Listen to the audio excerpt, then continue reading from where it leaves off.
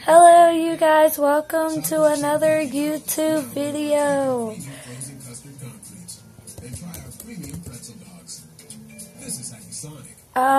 Today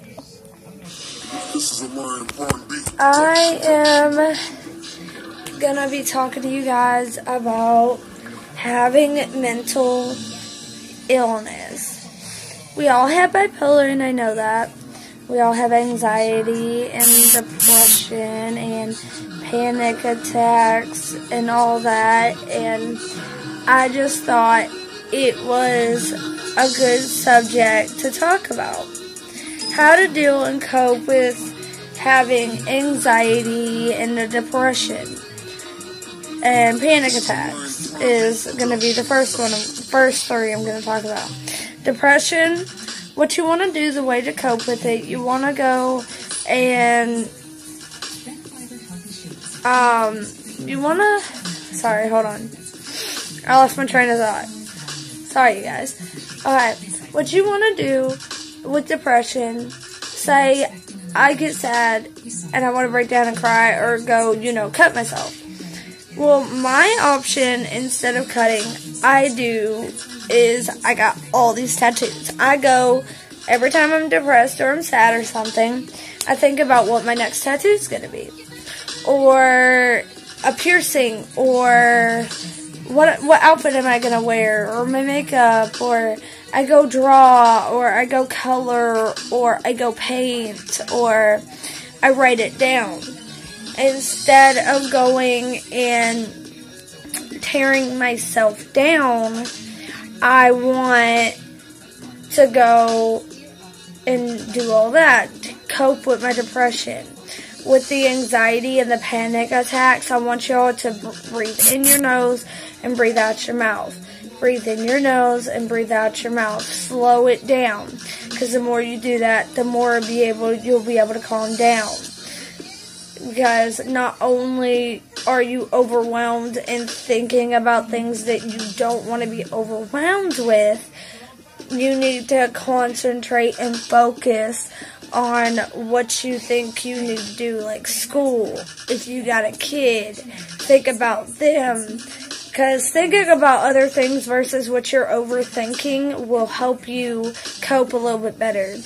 And also, talking to someone calms your anxiety and your panic attacks down a lot.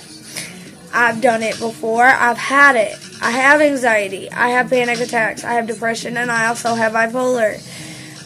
And I also have ADHD and ADD and ODD and OCD. And I'm schizophrenic. And the ways to cope with everything is you think about other stuff. You keep yourself active. You want to go and do other things. You don't want to keep one thing on your mind. Oh, look, I've done this. Oh, I've done that. No. Go and think about what you want in your future. Go think about what you want to do. Because with the depression, you think you can't do it, and then you go cut, and then it resolves to get worse, and then you're going to commit suicide. Think about this. What if you have a kid? I have a kid. So what if you had a kid? Let's use this. What if my kid was yours? And I didn't have a kid. And you thought about wanting to commit suicide. Think about what it's going to reflect on your child, what it's going to reflect on your family, your friends, your boyfriend or your girlfriend or your fiance or your husband or whatever. What if you think about all those things and you're like, whoa, wait, hold up. Before I even think about even wanting to commit suicide, why don't I think about how it's going to affect everybody else? You may think you're alone and that you don't have anyone. You're not alone. You have someone. You're not alone.